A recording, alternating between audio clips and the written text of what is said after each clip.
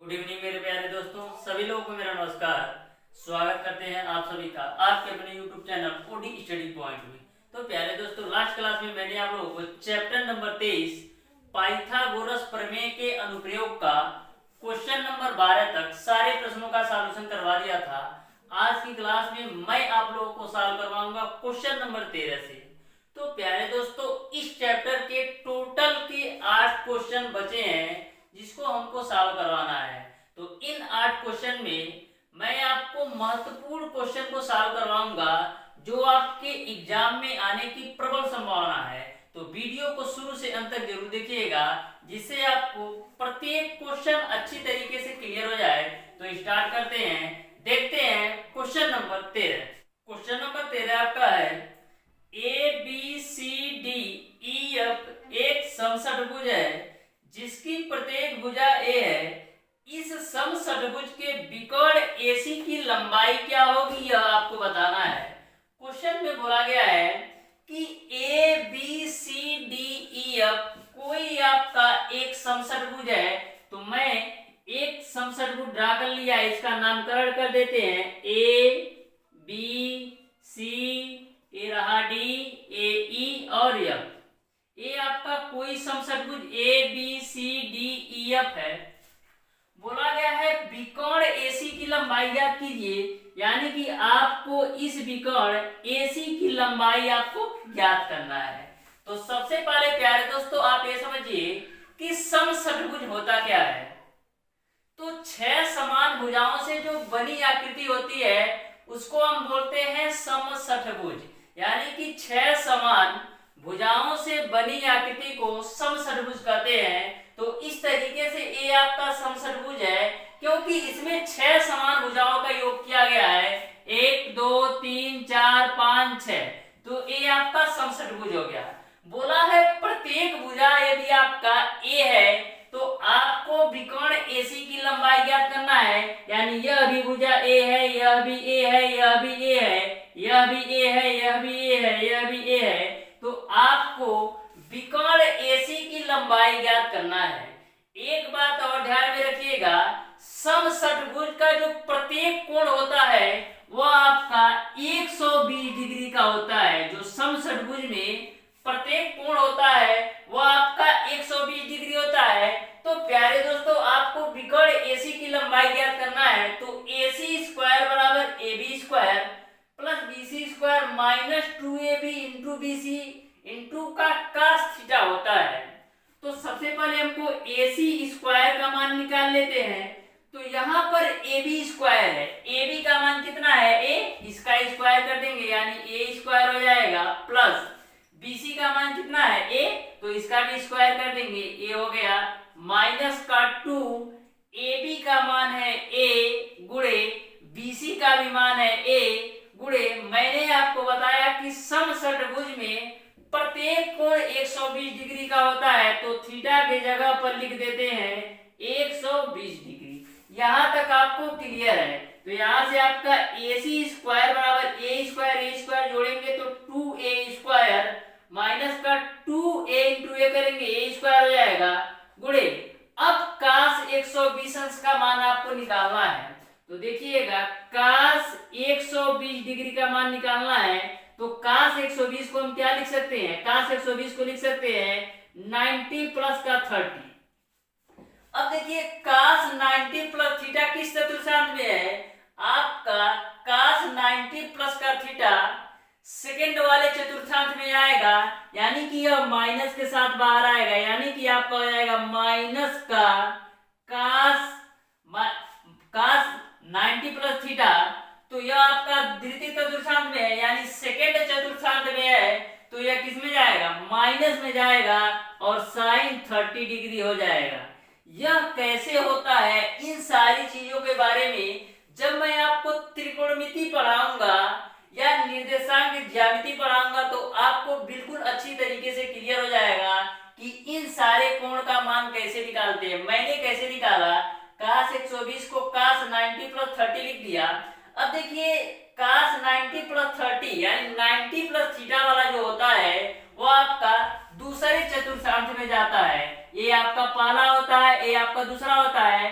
तो दोस्तों दूसरे चतुर्थांश में जो होता है वो केवल साइन और कोसेक प्लस होता है और कास माइनस होता है, तो कास को मैंने माइनस में चेंज कर दिया, और 90 और 270 का मान चेंज होता है तो 90 का मैंने चेंज कर दिया, यानी कास से साइन हो गया, और ये आपका माइनस का साइन 30 हो गया। तो माइनस साइन 30 अंश का मान कितना होता है 1/2, तो माइनस का 1/2 आपका हो जाएगा, यानी कि कास 120 डिग्री का मान माइनस का 1/2 हो जाएगा। तो यहाँ पर कास 120 डिग्री जगह माइनस का 1/2 मैंने रख दिया। यदि आपको अभी इसका यह आपको कॉन्सेप्ट क्लियर ना हुआ हो तो घबराइएगा नहीं, क्योंकि ऐसे कॉन्सेप्ट में आपको निर्देशांक ज्यामिति और त्रिकोणमिति जब पढ़ाऊंगा तो आपको बिल्कुल डिटेल में आपको बताऊंगा, ठीक है। अब देखिएगा 2 से यहाँ से आपका 2 कैंसिल हो जाएगा, तो यहाँ से आपका AC स्क्वायर बराबर 2A स्क्वायर हो जाएगा, माइनस और माइनस आपका हो जाएगा प्लस, A आपका हो जाएगा A स्क्वायर, यानी AC का स्क्वायर बराबर आपका हो जाएगा 3A स्क्वायर। आपको निकालना है AC का मान, तो AC बराबर आपका हो जाएगा 1 करड़ी के अंदर 3, यानी AC जो विकर्ण AC की लंबाई आ गई वो आपका आ गया 1 करड़ी के अंदर 3, यही आपका आंसर हो जाएगा। इस तरीके से इस क्वेश्चन का जो आंसर होगा वो आपका ऑप्शन नंबर डी सही हो जाएगा। तो उम्मीद करते हैं प्यारे दोस्तों यह क्वेश्चन आपको बिल्कुल अच्छी तरीके से समझ में आया होगा।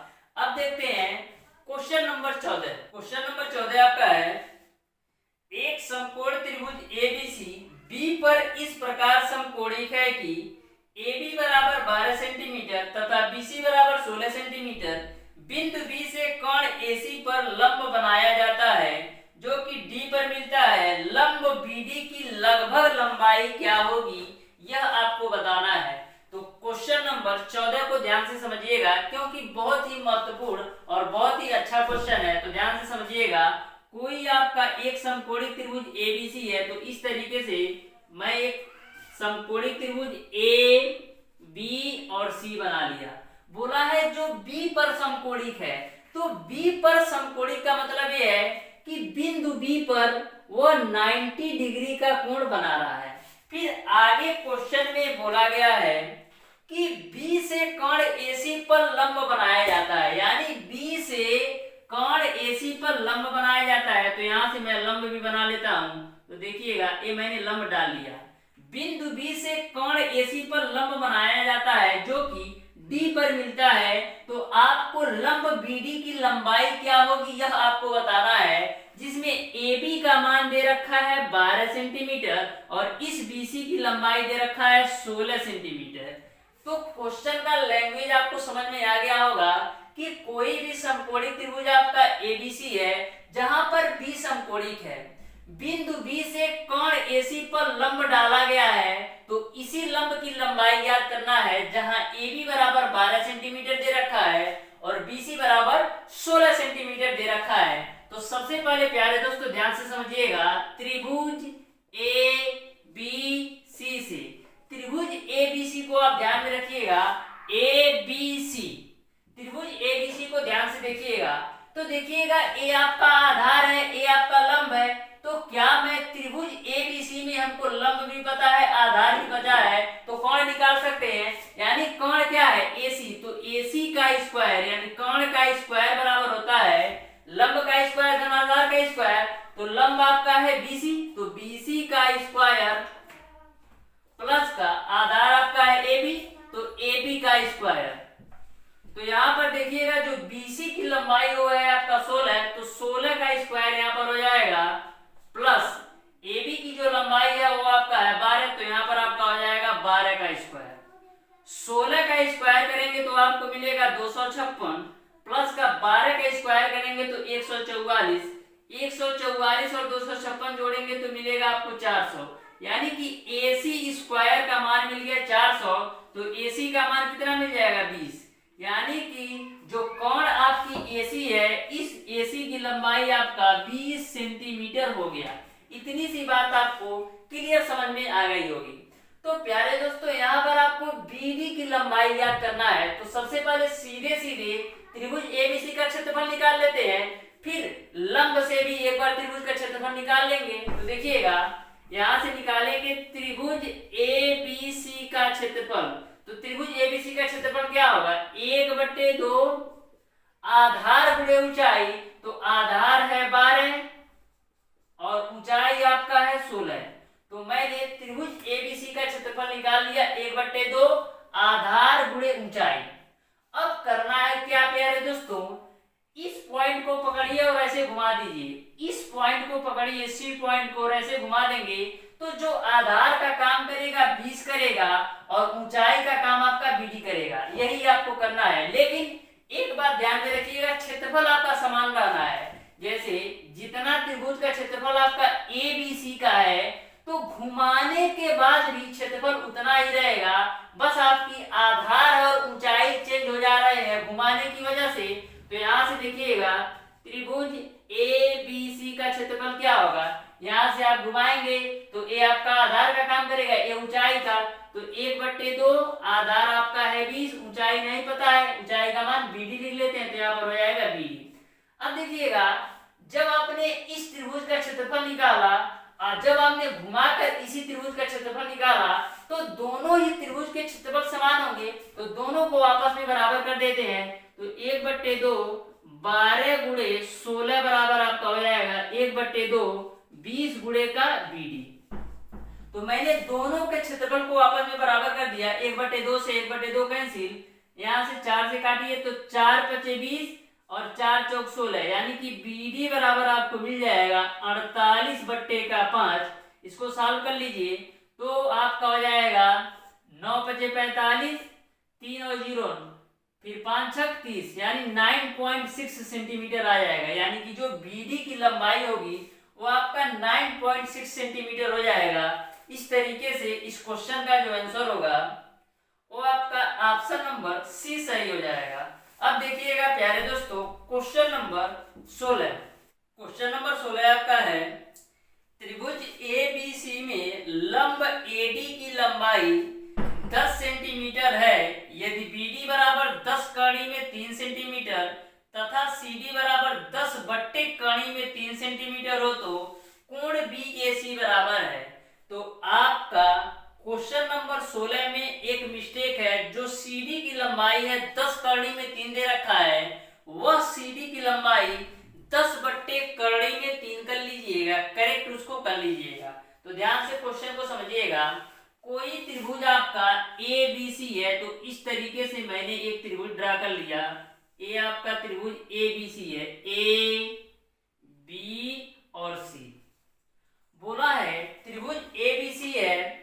फिर आगे बोला है एडी की लंबाई 10 सेंटीमीटर, यानी कि जो आपका त्रिभुज एबीसी है इसमें कहीं ना कहीं एडी लंब डाला गया है, तो मैं यहां से एडी एक लंब डाल दे रहा हूं। इस एडी की जो लंबाई है वो आपका है 10 सेंटीमीटर।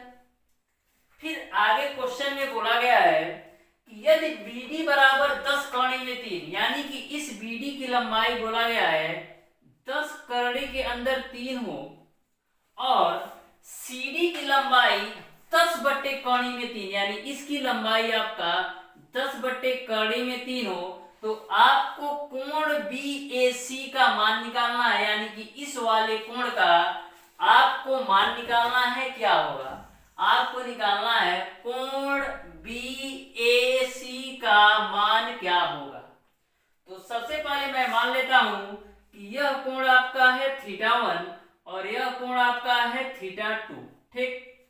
अब देखिएगा सबसे पहले आपको ध्यान से समझिएगा, त्रिभुज ए बी डी से लिखेंगे, त्रिभुज ए बी डी से, त्रिभुज ए बी डी से tan θ1 का मान क्या होगा। तो त्रिभुज ए बी डी में tan θ1 बराबर क्या होगा, tan θ बराबर आपका होता है लंब बटे आधार। तो त्रिभुज एबीडी में लंब का काम 10 करेगा और आधार का काम 10 कड़ी में 3, यानी कि लंब 10 बटे आधार आपका 10 कड़ी के अंदर 3, तो tan θ1 बराबर लंब बटे आधार लिख दिया। ये आपका 10 से 10 कैंसिल, तो यहां से आपको मिला tan θ1 बराबर 1 बट्टे कड़ी में 3।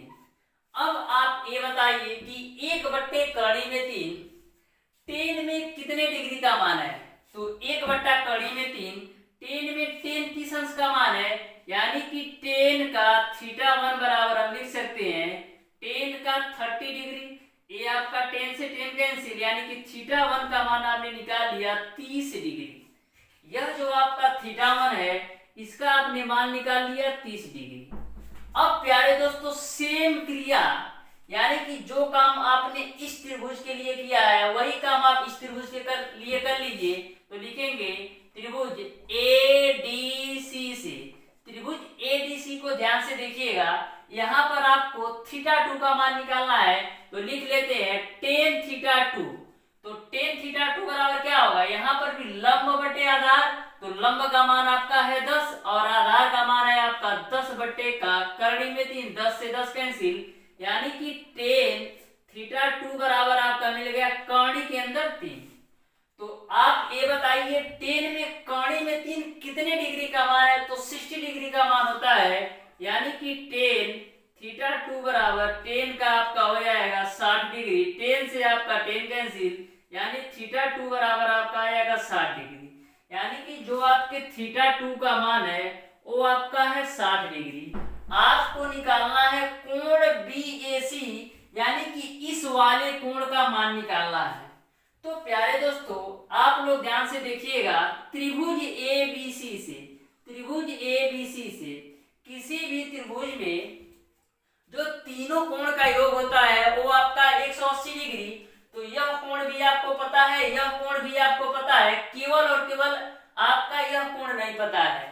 ध्यान में रखिएगा त्रिभुज एबीसी का बात मैं कर रहा हूं, यानी ए बी सी पूरा बड़ा वाला त्रिभुज की बात करते हैं। तो तीनों कोणों का योग आपका 180 डिग्री का होना चाहिए, यानी कि 180 डिग्री में से मैं ए वाला कोण और ए वाला कोण निकाल दूं, घटा दूं, तो मेरा एक कोण आ जाएगा। तो देखिएगा आपको निकालना है कोण बीएसी का मान, यानी इस वाले कोण का मान। तो क्या करेंगे 180 में से इस वाले कोण और इस वाले कोण को घटा देते हैं, तो माइनस का 30 और माइनस का 60 कर दीजिए। तो 180 में से ये आपका 60 30 90 घटाएंगे तो 90 बचेगा, यानी कि इस वाले कोण बीएसी का जो मान आ गया वो आपका 90 डिग्री आ गया।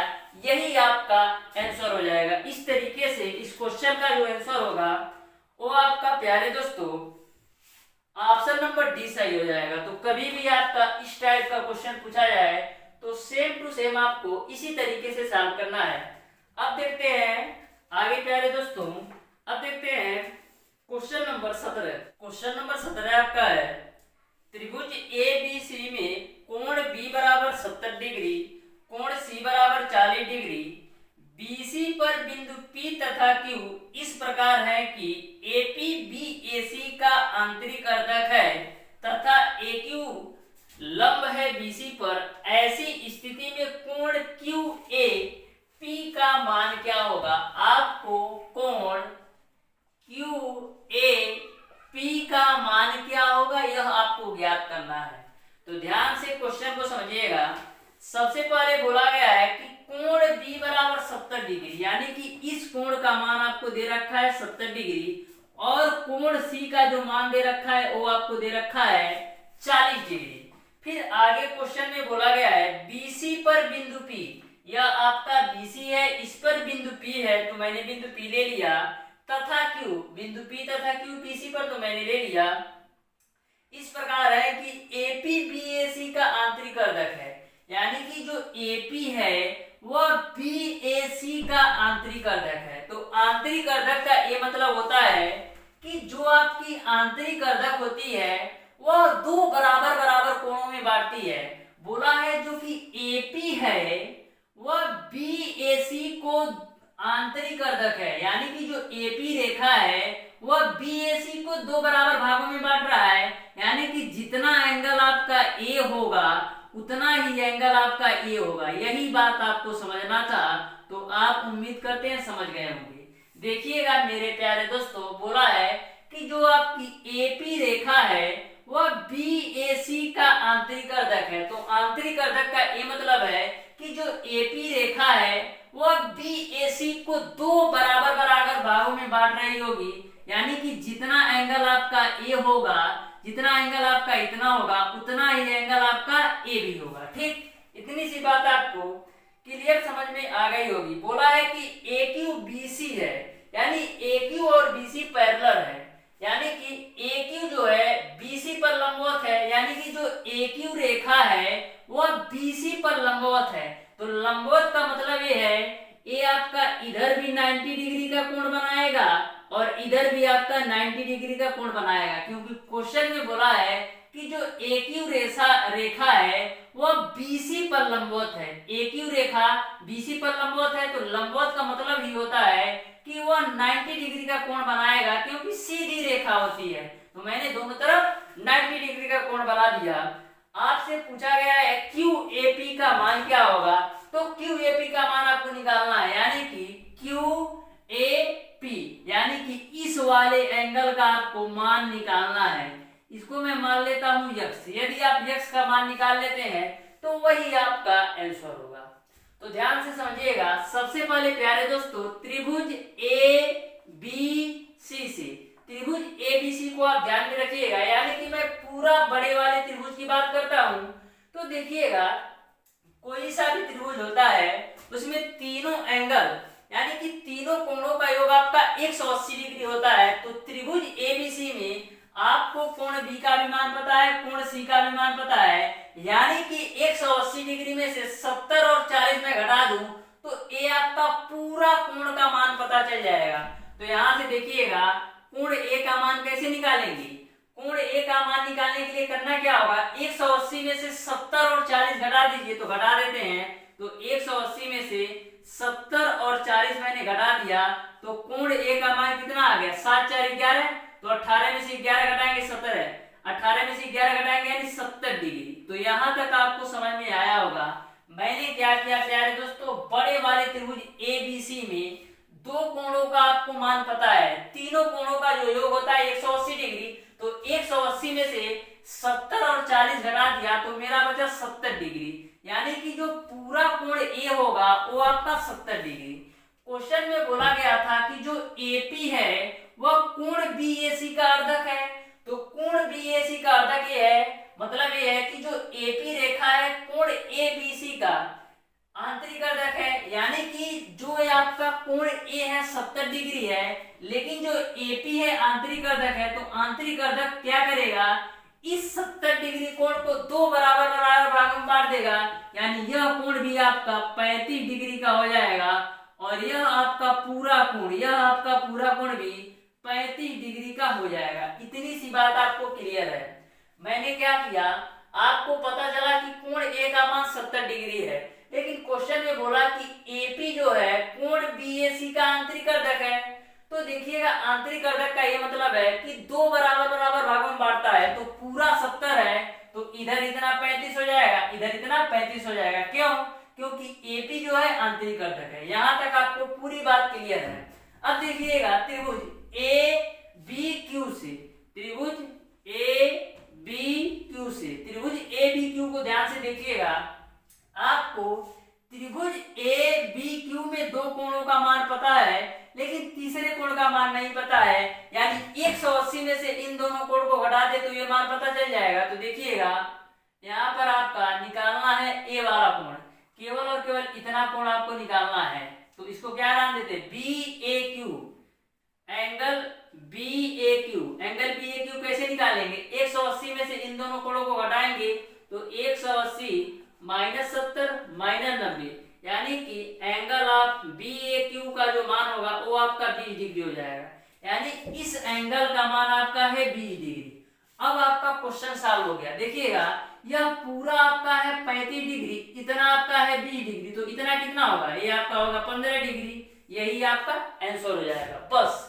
तो ध्यान में रखिएगा, यदि आप ध्यान से ऐसे प्रश्नों को सॉल्व करते हैं तो मात्र 4 से 10 सेकंड के अंदर ऐसे प्रश्नों को सॉल्व कर सकते हैं। इस तरीके से जो आपका कोण QAP का मान होगा वो आपका 15 डिग्री हो जाएगा। इस तरीके से इस क्वेश्चन का जो आंसर होगा वो आपका ऑप्शन नंबर 20 सही हो जाएगा। अब देखिएगा क्वेश्चन नंबर 20 आपका है, एक त्रिभुज ABC C पर समकोणिक है, भुजाओं CA तथा CB पर क्रमशः P तथा Q मध्य बिंदु है।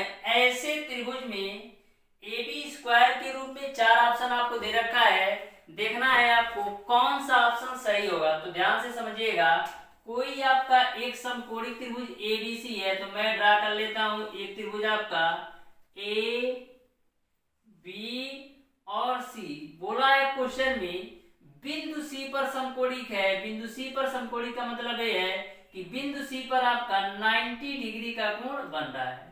फिर क्वेश्चन में बोला गया है कि AC तथा BC पर दो बिंदु P तथा Q हैं। तो AC पर मैं एक बिंदु ड्रा कर लिया, ए आपका है P, और BC पर भी एक बिंदु मैंने ड्रा कर लिया, ए आपका है Q। तो आपको AB स्क्वायर बराबर का मान निकालना है QC और PC के संबंध में। तो ध्यान से क्वेश्चन को समझिएगा कि AB स्क्वायर की वैल्यू क्या आएगी, यानी फाइनली आपको AB स्क्वायर का मान निकालना है कि AB स्क्वायर का मान क्या होगा। तो ध्यान से समझिएगा, सबसे पहले प्यारे दोस्तों देखते हैं त्रिभुज AQC में। तो यहाँ पर लिखेंगे त्रिभुज AQC से। त्रिभुज AQC को ध्यान से देखिएगा, AQC में आपका कोण जो है AQ है, आधार आपका QC है और लंब आपका AP है। तो त्रिभुज AQC में कोण का स्क्वायर निकालते हैं, तो कोण आपका है AQ, यानी कि कोण का स्क्वायर बराबर होगा लंब का स्क्वायर धन आधार का स्क्वायर। तो लंब आपका है AC, तो AC का स्क्वायर धन आधार आपका है QC, तो QC का स्क्वायर। इसको आप मान लीजिए समीकरण नंबर 1। अब प्यारे दोस्तों दूसरी बार हम देखते हैं त्रिभुज BPC से। तो यहाँ पर लिखेंगे त्रिभुज BP और C से। तो त्रिभुज BPC को ध्यान से देखिएगा, त्रिभुज BPC में कोण का जो काम कर रहा है BP का, आधार आपका BC है और लंब आपका PC है। तो त्रिभुज BPC में कोण का स्क्वायर यानी कोण आपका है BP, कोण का स्क्वायर बराबर होगा लंब का स्क्वायर धन आधार का स्क्वायर। तो लंब आपका है PC का स्क्वायर, आधार आपका है BC का स्क्वायर। तो यहाँ पर मैंने कर दिया BC का स्क्वायर। इसको हम मान लीजिए समीकरण नंबर 2। यानी कि सबसे पहले मैंने त्रिभुज AQC से कोण का मान निकाला, फिर त्रिभुज BPC से कोण BP का मान निकाला। इस तरीके से प्यारे दोस्तों त्रिभुज AQC से आपको समीकरण 1 मिल गया और त्रिभुज BPC से आपको समीकरण 2 मिल गया। अब समीकरण 1 और समीकरण 2 को आपस में जोड़ दीजिए, तो लिखेंगे समीकरण 1 प्लस 2 से, यानी समीकरण 1 और 2 को आपस में जोड़ना है। तो यहाँ मिलेगा आपको AQ स्क्वायर प्लस का BP स्क्वायर बराबर, इस साइड का मैंने जोड़ दिया AQ square plus BP square बराबर आप इस साइड का जोड़ दीजिए। तो यहाँ से आपको मिलेगा AC स्क्वायर प्लस का QC स्क्वायर प्लस का यहाँ से आपको मिलेगा PC स्क्वायर प्लस का BC का स्क्वायर। समीकरण 1 व 2 को मैंने जोड़ दिया है। अब यहाँ से देखिएगा आपका AQ स्क्वायर प्लस का BP स्क्वायर बराबर, यहाँ पर आपका BC स्क्वायर AC स्क्वायर यानी AC स्क्वायर प्लस का BC स्क्वायर को एक साथ में कर लीजिए। अब देखिएगा यहाँ पर आपका बच रहा है QC का स्क्वायर प्लस का PC का स्क्वायर। अब आगे मैं सॉल्व करता हूं, ध्यान से समझिएगा। तो यहाँ से प्यारे दोस्तों AC का स्क्वायर प्लस का BC का स्क्वायर प्लस का QC के जगह पर मैं क्या लिख सकता हूँ, जो आपका QC है वो BC का आधा है, जो आपका QC है वो पूरा BC का आधा है, यानी QC के जगह पर BC/2 लिख सकते हैं। तो QC के जगह पर मैंने लिख लिया BC/2 का होल स्क्वायर प्लस ये आपका PC है, तो PC किसका आधा है, PC जो है AC का आधा है, यानी PC के जगह पर AC/2 का भी होल स्क्वायर लिख सकते हैं। अब इसी को आपको आगे सॉल्व कर लेना है, तो ध्यान से समझिएगा। यहाँ से आपका हो जाएगा AC स्क्वायर प्लस का BC स्क्वायर प्लस का ये आपका BC स्क्वायर/4 होगा। तो यहाँ पर आपका हो जाएगा BC स्क्वायर/4 प्लस का यहाँ से आपका होगा AC स्क्वायर/4। अब देखिएगा एलसीएम ले लेते हैं, तो एलसीएम आपका आ जाएगा 4, यहाँ से हो जाएगा आपका 4AC स्क्वायर प्लस का 4BC स्क्वायर प्लस का BC स्क्वायर प्लस का AC स्क्वायर। ठीक, यानी कि आपको मिल गया A Q square plus BP square, A Q square plus का बीपी स्क्वायर का मान मिल गया 4ac square plus 4bc square plus bc square plus ac square. अब देखिएगा आगे ध्यान से, अब क्या करते हैं 4ac स्क्वायर और ac स्क्वायर जोड़ेंगे तो मिलेगा आपको 5ac स्क्वायर प्लस का 4bc स्क्वायर और bc स्क्वायर जोड़ेंगे तो 5bc स्क्वायर मिलेगा और नीचे बट्टे का 4 आपका है ही, यह किसके बराबर है A Q square plus BP square, तो यहाँ पर आपका हो जाएगा ए क्यू स्क्वायर प्लस का बीपी स्क्वायर। अब देखिएगा यहाँ पर भी 5 यहाँ पर भी 5 यानी 5/4 हम कॉमन ले लेते हैं तो क्या मिलेगा आपको AC स्क्वायर प्लस का BC स्क्वायर।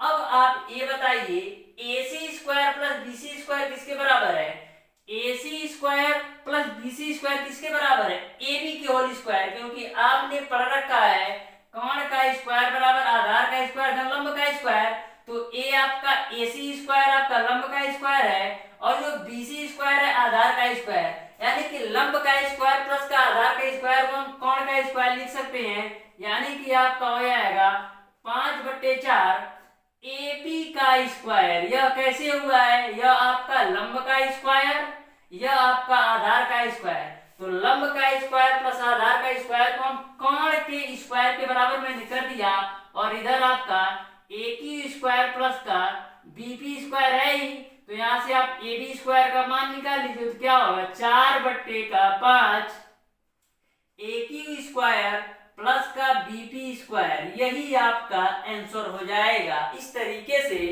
इस क्वेश्चन का जो आंसर होगा वो आपका 4/5 ए क्यू स्क्वायर प्लस का बीपी स्क्वायर, यानी कि आपका ऑप्शन नंबर बी सही हो जाएगा। इस तरीके से प्यारे दोस्तों मैंने आपको आज की क्लास में बताया क्वेश्चन नंबर 13 से लेकर के क्वेश्चन नंबर 20 तक के जो भी 5 महत्वपूर्ण क्वेश्चन थे, उसमें मैंने आपको क्वेश्चन नंबर 13 बताया, क्वेश्चन नंबर 14 बताया, क्वेश्चन नंबर 16 बताया, क्वेश्चन नंबर 17 बताया और क्वेश्चन नंबर 20 बताया। यदि आपको इस चैप्टर से रिलेटेड या पिछला जो चैप्टर मैंने पढ़ाया है किसी भी क्वेश्चन में कोई भी डाउट या कोई भी कंफ्यूजन हो तो आप उसे कमेंट बॉक्स में कमेंट करके जरूर बताइएगा। मैं प्यारे दोस्तों इस संडे को आपका डाउट सेशन की क्लास लेकर आऊंगा, तो प्रत्येक चैप्टर को आप अच्छी तरीके से रिवाइज कर लीजिए। किसी भी चैप्टर के किसी भी क्वेश्चन में आपको प्रॉब्लम है तो आप उसे कमेंट बॉक्स में कमेंट करके जरूर बताइएगा। और प्यारे दोस्तों एक बात और, आप एक क्वेश्चन को 2 से 3 बार आप वीडियो को देखकर अपने आप से समझने का प्रयास कीजिए। यदि आप किसी चीज को अपने आप से समझ जाते हैं तो वह लंबे समय तक आपको माइंड में सेटअप बना रहता है। तो सबसे पहले आप अपने आप से समझिए उस क्वेश्चन को 2 से 3 बार देख करके। यदि उस पर भी आपको समझ में नहीं आता है तो आप उसे कमेंट बॉक्स में कमेंट करके जरूर बताइएगा। मैं संडे को डाउट सेशन की क्लास में सॉल्व करवा दूंगा। और प्यारे दोस्तों एक बात और, मैं आपकी पढ़ाई को और मजबूत बनाने के लिए और बेहतर लेवल पर ले जाने के लिए आपके लिए क्यूज कंपटीशन करवाने वाला हूं, जिसमें आपको बिल्कुल अच्छी तरीके से सारी चीजों के बारे में आपको बताऊंगा कि यह क्यूज कंपटीशन किस तरीके से होगा और विजेता को कौन सी राशि दी जाएगी। तो सारी चीजों के बारे में भी मैं बताऊंगा, बस आपको 2 से 3 दिनों में सारी चीजों के बारे में पता चल जाएगा। तो प्यारे दोस्तों आज की क्लास को यहीं तक रखते हैं। यदि वीडियो पसंद आया हो तो ज्यादा से ज्यादा लाइक कीजिएगा, अपने दोस्तों में शेयर कीजिएगा और जिन लोगों ने अभी तक हमारे चैनल ओडी स्टडी पॉइंट को सब्सक्राइब नहीं किया सब्सक्राइब कर लें। बेल आइकन दबाना बिल्कुल मत भूलिएगा, जिससे हमारी लेटेस्ट आने वाली वीडियो आपको मिलती रहे सबसे पहले। धन्यवाद।